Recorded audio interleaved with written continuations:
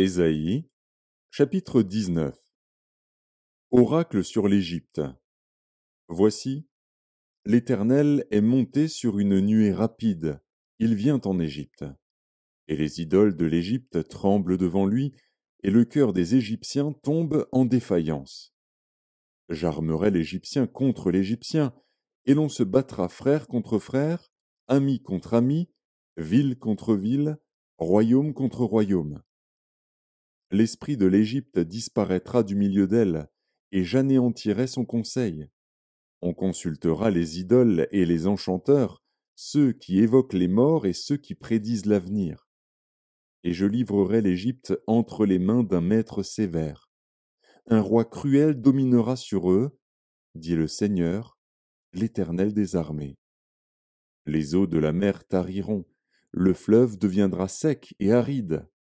Les rivières seront infectes, les canaux de l'Égypte seront bas et desséchés, les joncs et les roseaux se flétriront. Ce ne sera que nudité le long du fleuve, à l'embouchure du fleuve. Tout ce qui aura été semé près du fleuve se desséchera, se réduira en poussière et périra.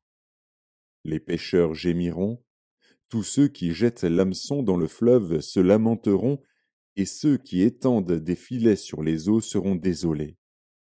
Ceux qui travaillent le lin peigné et qui tissent des étoffes blanches seront confus. Les soutiens du pays seront dans l'abattement, tous les mercenaires auront l'âme attristée.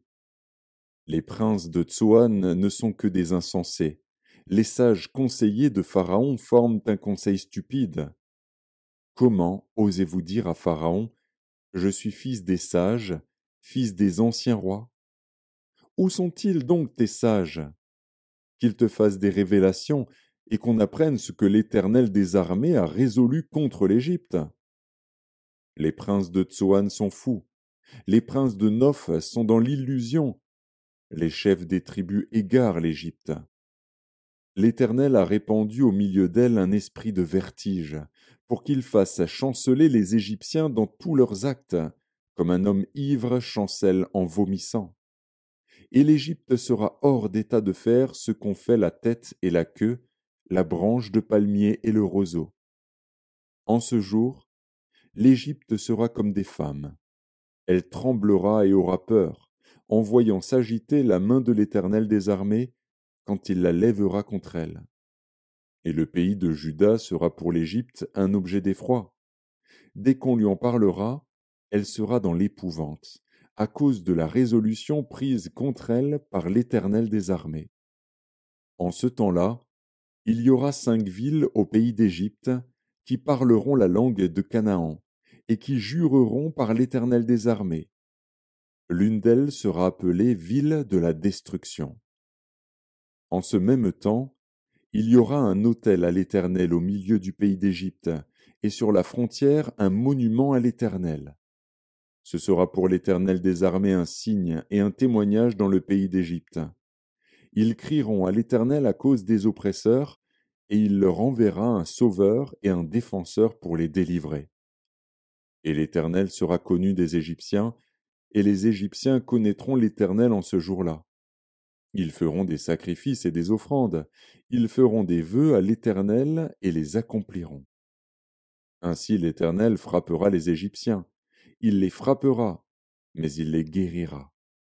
Et ils se convertiront à l'Éternel, qui les exaucera et les guérira. En ce même temps, il y aura une route d'Égypte en Assyrie. Les Assyriens iront en Égypte, et les Égyptiens en Assyrie, et les Égyptiens avec les Assyriens serviront l'Éternel. En ce même temps, Israël sera, lui troisième, uni à l'Égypte et à l'Assyrie, et ces pays seront l'objet d'une bénédiction.